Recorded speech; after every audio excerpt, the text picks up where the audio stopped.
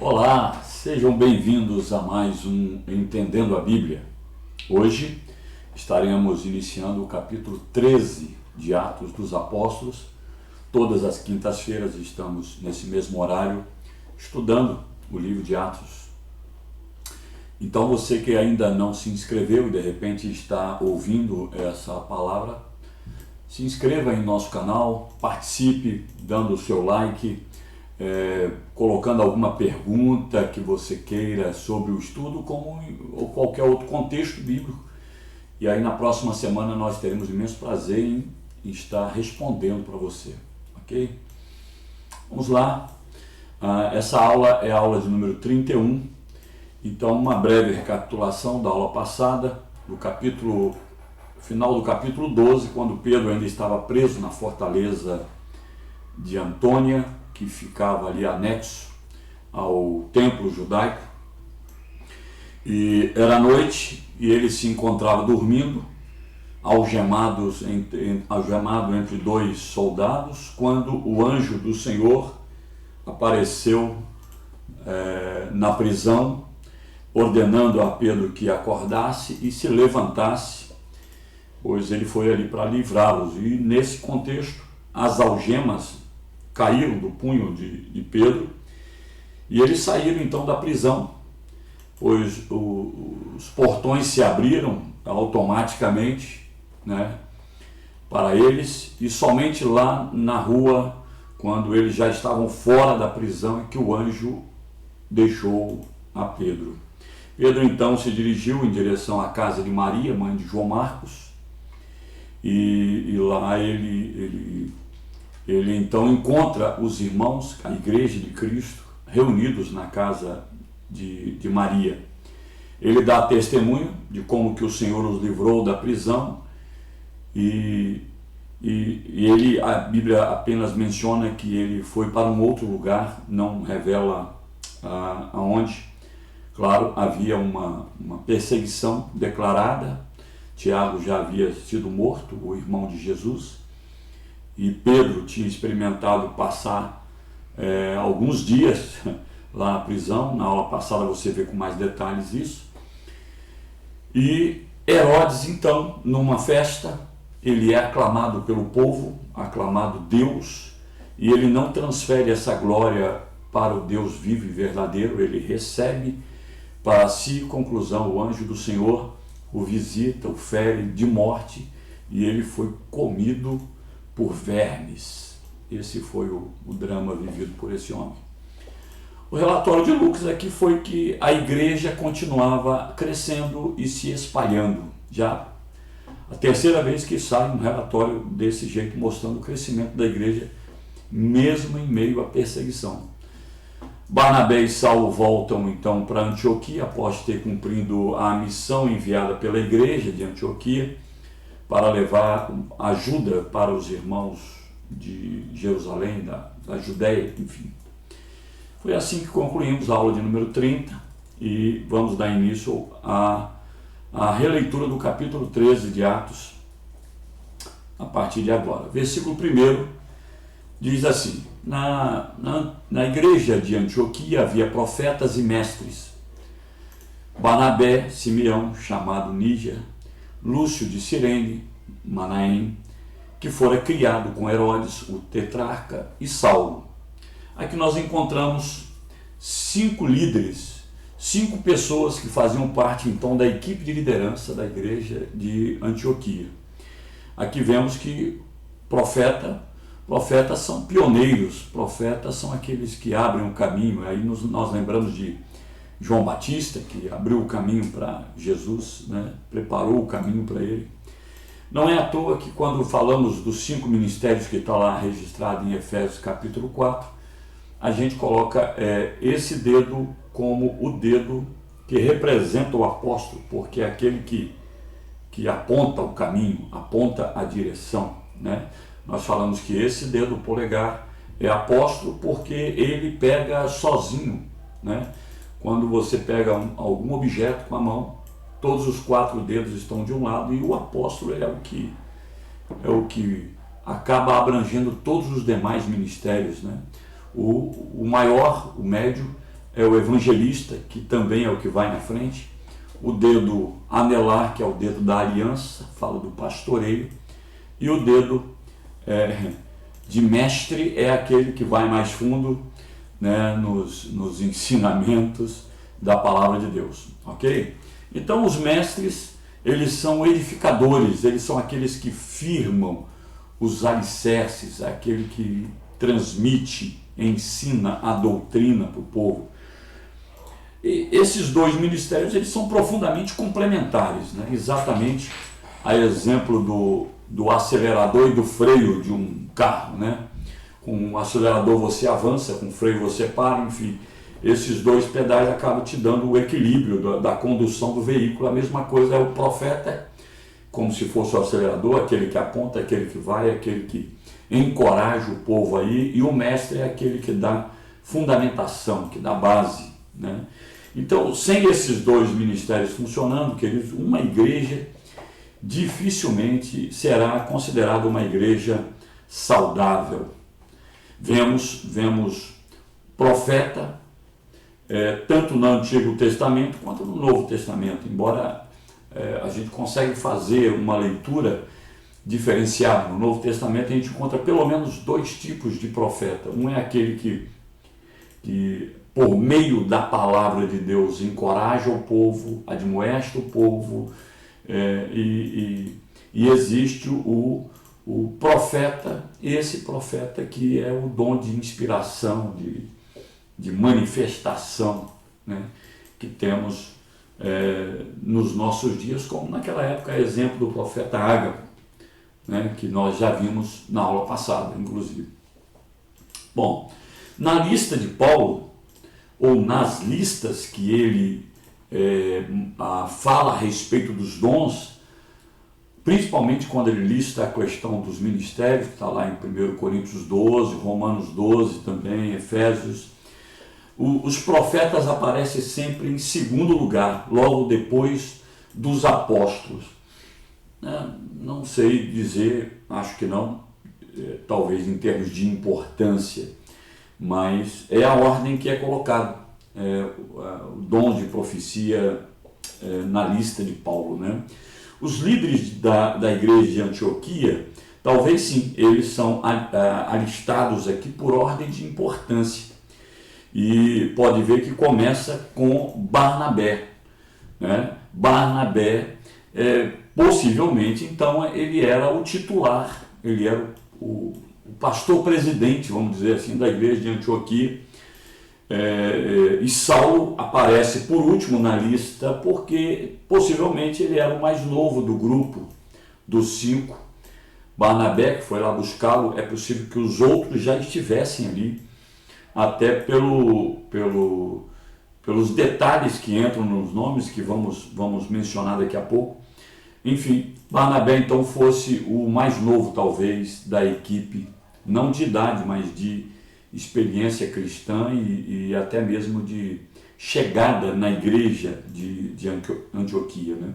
Então a liderança aqui demonstra uma grande, essa lista de 5 demonstra uma grande diversidade, tanto de classe social, quanto de procedência, como de chamado, né? Por exemplo, Barnabé foi o primeiro enviado a Antioquia pela igreja de Jerusalém, isso está lá no capítulo 11. Nós vimos isso aqui, né? E ele havia agora acabado de retornar de Jerusalém devido àquela missão que a igreja deu a ele e a Saulo, né? E ele era o líder reconhecido por todos da igreja de Antioquia, era o líder principal. Aí aparece Simeão como segundo. Supõe que ele, por causa do nome, Simeão, ele é de procedência judaica, né? Então, quando houve aquela perseguição por ocasião da morte de Estevão, de repente Simeão vazou lá para Antioquia, né? Então ele já chegou ali, talvez, quem sabe até antes de Barnabé.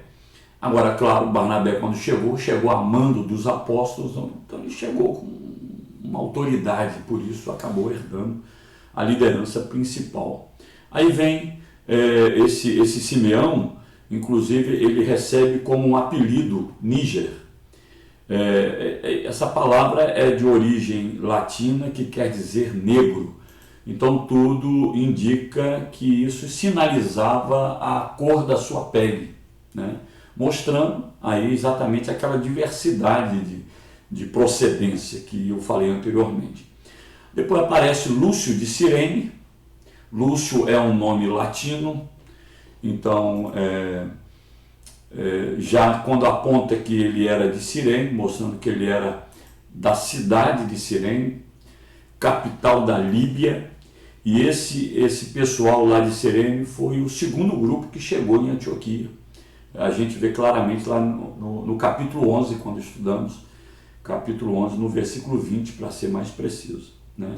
Aí aparece um outro nome chamado Manaém, que é de origem hebraica, né? E aí coloca um detalhe para o Manaém. Diz que o Manaém era o irmão adotivo de Herodes Antipas, né?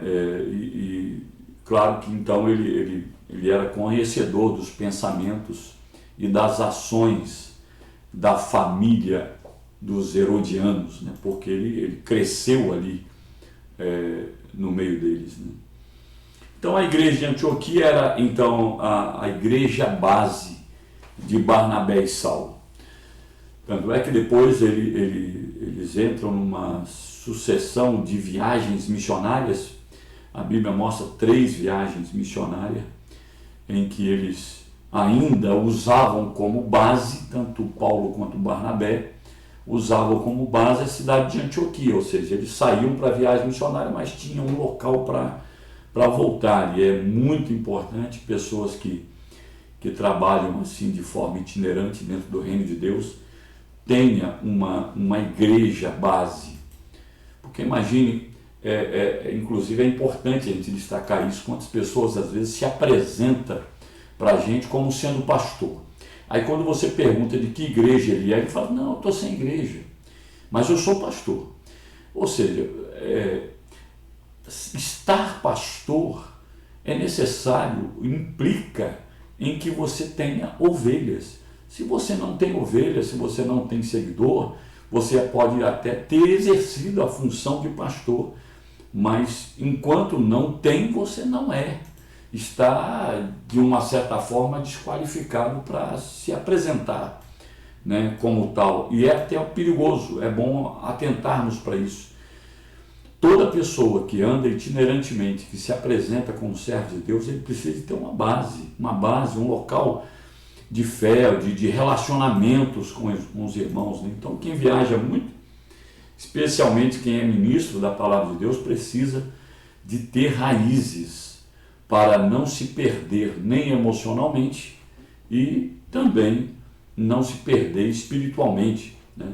Então cada pessoa que trabalha desse jeito deve procurar ter uma Antioquia para si, como Paulo e Barnabé tinham, né?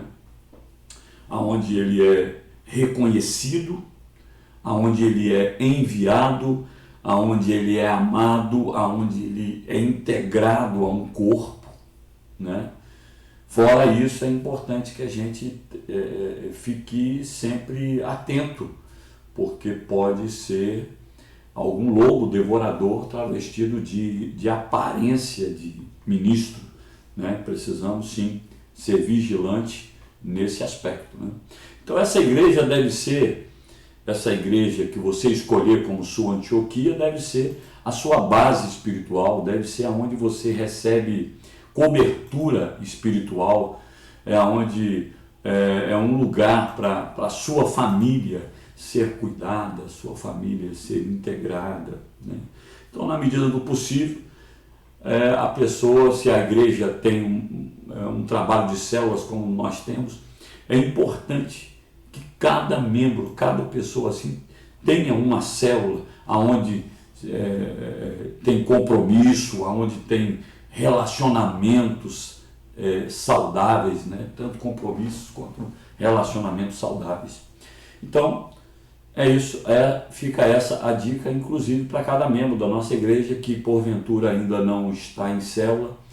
É importante que esteja, porque a célula é a menor porção da nossa igreja, é a igreja em condições de você efetivamente ser cuidado, ter a cobertura que precisa. Então, é importante, mesmo que nesse tempo que estamos vivendo, onde você de repente não tem uma familiaridade com essa questão de usar a internet, né?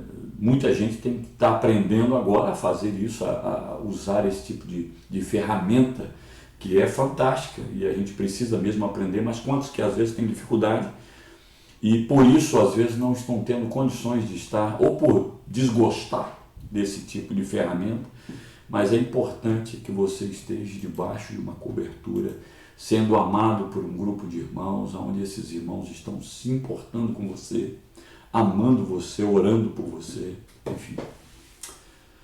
Versículo 2: enquanto adoravam ao Senhor e jejuavam, disse o Espírito Santo: separem-me Barnabé e Saulo para a obra a que os tenho chamado. O Espírito Santo falava já naquela época, como fala até hoje, direcionando a sua igreja para o centro da sua vontade, né? Então este versículo é para mim um dos maiores exemplos de como nós podemos ouvir Deus como líderes de uma igreja, num ambiente assim, um ambiente, ele diz aqui, de adoração e de jejum, um ambiente de louvor. Deus habita no meio dos louvores, e é nesse ambiente de atmosfera celestial que Deus se revela. Talvez usando pessoas como profeta nesse momento, para poder estar dando a direção, né? Então, por exemplo, a primeira viagem missionária, nós vemos aqui nesse versículo que não foi um resultado de um dia de planejamento, não. Foi resultado de uma direção divina, né, por meio do Espírito Santo. E isso enquanto os líderes estavam certamente buscando de Deus uma direção, o que nós vamos fazer com a igreja de Antioquia, e Deus dá por meio do Espírito Santo, essa dica para eles. Então a comunicação da parte do Espírito Santo, como eu disse, pode ser que Deus tenha usado uma pessoa que às vezes nem tem o título de profeta, mas usou nesse dia como profeta para poder, ou quem sabe, falou no meio da unanimidade do grupo que estava ali em oração, né? Comunicação foi por parte do Espírito Santo, quem sabe assim, dessa forma. Cada filho de Deus tem um chamado, todos nós temos um chamado.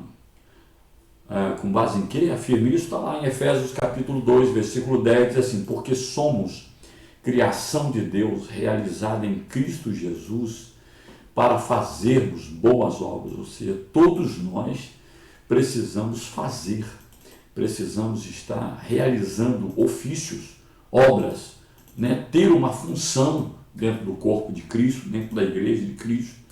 Não dá para ficar só recebendo, só de forma egoísta, só bebendo, só recebendo, não.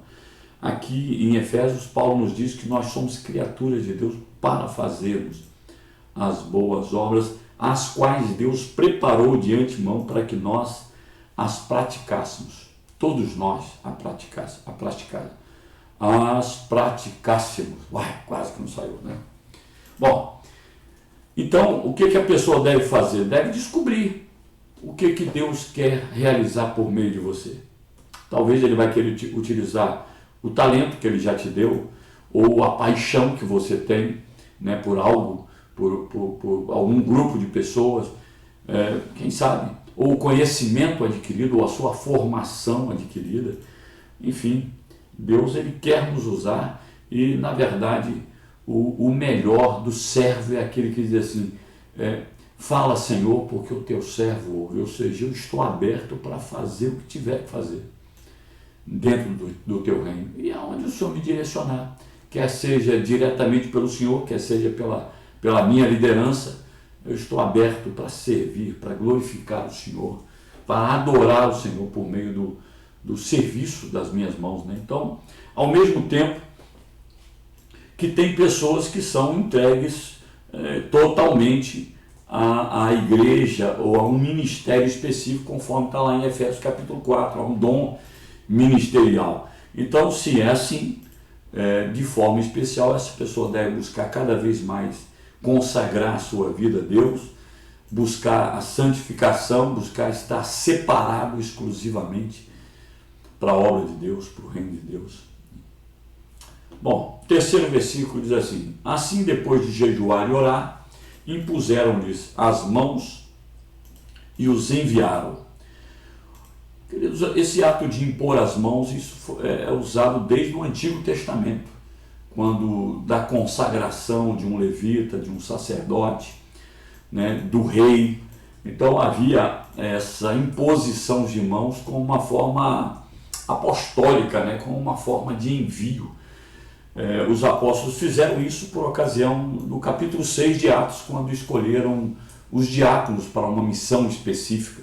Então aqui eles seguiram esse exemplo do Antigo Testamento e também, né, do Novo, visando separá-los para a obra a que foram designados. E essa designação foi precedida de uma vida de consagração, oração e jejuns. Né? Oração e jejuns.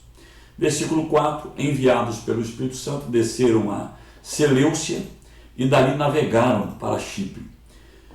Seleucia ficava dentro de Antioquia, vamos dizer assim, de todo o espaço de Antioquia. A igreja estava no centro, estava justamente dentro da cidade.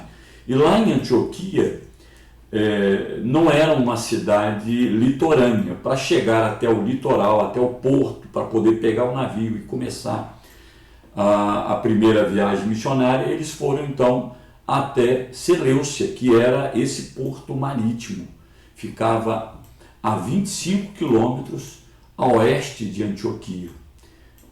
Oeste, caminhava em direção ao mar Mediterrâneo, de onde pegaram o navio para a viagem. Então muitos judeus moravam na ilha de Chipre, e eles saíram de Seleucia e foram para Chipre, passaram por Chipre exatamente por saber que ali havia uma colônia enorme de judeus, e o evangelho já havia sido pregado lá, mas para marcar a viagem, e talvez até por ser a cidade de Barnabé. Então ele passa por lá, talvez para rever familiares, mas claro, por onde eles passavam, eles sempre faziam questão de estar pregando o evangelho. Ou talvez porque para ir em direção à Galácia, foi para onde eles se dirigiram, havia necessidade de pegar um navio, não apenas de Seleucia até Chipre, mas era preciso continuar a caminhada, e quem sabe até Seleucia era como se fosse uma ponte, como tem hoje a ponte aérea, né, de avião de Rio de Janeiro, São Paulo, que só faz esse percurso, e quando você quer ir para outra parte do país, é de São Paulo ou do Rio que você vai. Então esse trajeto talvez fosse assim também, porque para pegar a outra embarcação para poder ir para a Galácia, eles tiveram que ir para o outro extremo de Chipre, e vamos ver isso no próximo versículo, está lá no versículo 5. Ó. Chegando em Salamina, Salamina era o porto aonde eles desembarcaram em Chipre. Proclamaram a palavra de Deus nas sinagogas judaicas, e João estava com eles como auxiliar. Então Salamina era essa cidade onde eles desembarcaram na ilha de Chipre. João, quando aparece aí a palavra João, estava com eles como auxiliar, estava se referindo a João Marcos, o primo de Barnabé, que nós falamos na aula passada, filho de Maria, possivelmente o local onde a igreja de Jerusalém se reunia, isso desde a época de Jesus. Possivelmente, quando ele instituiu a ceia, foi na casa de Maria, a mãe de João Marcos. Versículo 6: viajaram por toda a ilha até que chegaram a Pafos. Pafos ficava do outro lado da ilha de Chipre. Ali encontraram um judeu chamado Bar Jesus, que praticava magia e era falso profeta. Queridos, a palavra Bar Jesus significa, a palavra Bar, nesse prefixo Bar, aí a gente lembra de Barnabé, a gente lembra de Bartimeu, né? Esse prefixo Bar significa filho em aramaico. Então Bar Jesus significava filho de Jesus, ou para a gente poder não associar Jesus a outro nome, porque Jesus era um nome muito usado na época, porque a palavra Jesus era uma derivação da forma grega Josué, né? Que significa Deus é salvação, né? Então eles chegaram em Salamina e foram até Pafos. Pafos, como já disse, ficava na outra extremidade de Chipre. Era mais ou menos uma distância de Salamina a Pafos, 160 quilômetros, para você ter uma ideia do comprimento da ilha de Chipre, né? E lá em Pafos era o quartel-general do domínio romano. E o versículo 7 diz assim: ele era assessor do procônsul Sérgio Paulo. O Bar Jesus era assessor desse procônsul. O procônsul, sendo homem culto, mandou chamar Barnabé e Saulo porque queria ouvir a palavra de Deus. Gente, Chipre era uma província romana. Então, se era uma província romana, precisava de estabelecer líderes romanos na ilha de Chipre, principalmente nesse quartel-general. E o procônsul era designado para a ilha exatamente para poder representar Roma ali, né? Então, ele desejava ouvir a palavra de Deus. Olha, gente, que frase maravilhosa que a gente encontra aqui. Sérgio Paulo ouviu falar do Evangelho, então, como ele soube que Saulo e Barnabé estavam na ilha, ele mandou chamar para ouvir.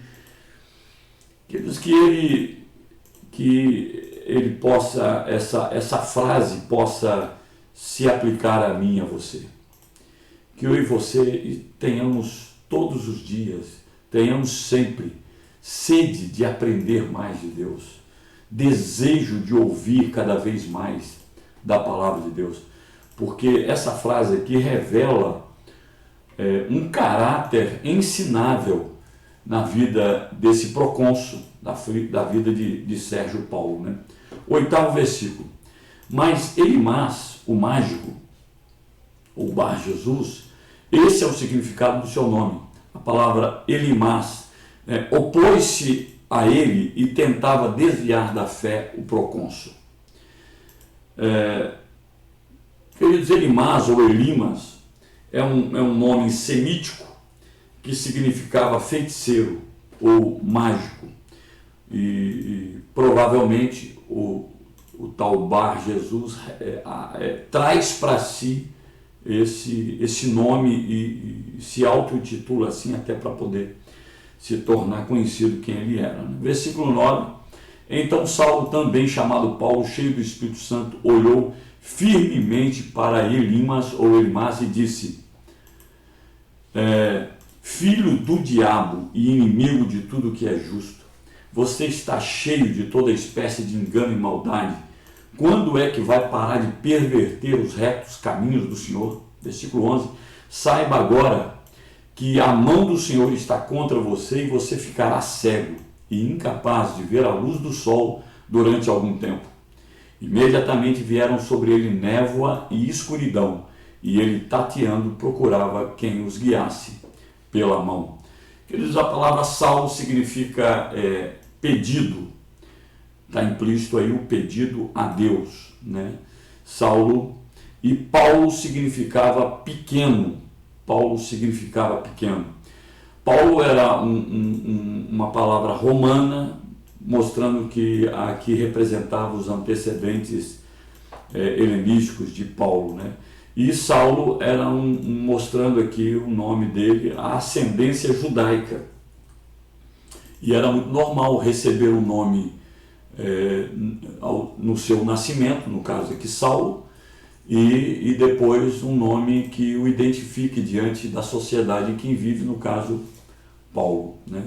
Então, a partir de agora, em Atos, no livro de Atos, Saulo é chamado Paulo. A partir de agora você não escuta mais, você não lê mais Saulo, e sim Paulo, a não ser quando eles voltam para Antioquia. Aí lá em Antioquia, Lucas volta a chamá-lo de Saulo, né? Isso talvez se deva ao fato de ter tido sucesso na pregação de Sérgio Paulo. Isso alguns comentaristas que falam, embora eu entenda que não. Eu entendo que aqui é porque é um marco inicial do seu ministério aos gentios. Então, por isso, passa a usar o seu nome gentio, o seu nome romano, Paulo, né? E a ordem em que é mencionado muda agora. A partir desse versículo muda. Era Barnabé e Saulo, mas agora passa a ser Paulo e Barnabé. E esse lance de aparecer o nome na frente, isso é muito interessante, porque isso mostra com quem está a liderança. Com quem está a liderança. Então, quando eles voltaram a Antioquia, no capítulo 15 a gente vê o Saulo aparecendo de novo. 15, no versículo 12, para ser preciso. E aí Paulo dá essa palavra de exortação, repreendendo o inimigo ali na vida do Elimas. Queridos, tem momentos que não tem jeito, tem momentos que nós temos que entrar na briga, nós temos que entrar em ação, temos que ser firmes, temos que ser fortes, corajosos contra a ação do inimigo, né? Não basta ficarmos na defensiva ou deixando que a timidez nos cale, né? Não, tem hora que nós temos que partir para cima e não tem jeito. E eu quero encerrar justamente nesse versículo. Gente, aqui mostra a determinação de um homem de Deus, a coragem de um homem de Deus, quando enfrenta uma luta como essa que eles estavam enfrentando agora. Terminamos com eles na ilha de Chipre, pregando o evangelho ali para o procônsul Sérgio Paulo, e essa luta espiritual. Eu sei que todos nós temos lutas espirituais na nossa vida. Vamos seguir o exemplo de Paulo e de Barnabé. Seja dirigido pelo Espírito Santo, ouça a voz do Espírito Santo, pois quando ele manda, a gente precisa obedecer. Vamos entender que todos nós temos um chamado que não dá para ficarmos de braços cruzados, precisamos ser ativos. E se você ainda não descobriu, pergunte ao seu líder, peça a ele para te ajudar em oração, mas pergunte a ele o que eu posso fazer para o reino de Deus, porque no reino de Deus tem muita coisa para ser feita. Então, vamos para a ação, tá bom? Estamos vivendo dias difíceis da igreja e é importante que todos nós estejamos assim, unidos de alma, unidos de coração, fazendo a obra do Senhor. Amém? Queridos, Deus te abençoe, uma boa noite de sono reparador para a sua vida, para a sua família, e até semana que vem, se Deus quiser. Um beijão, Deus te abençoe.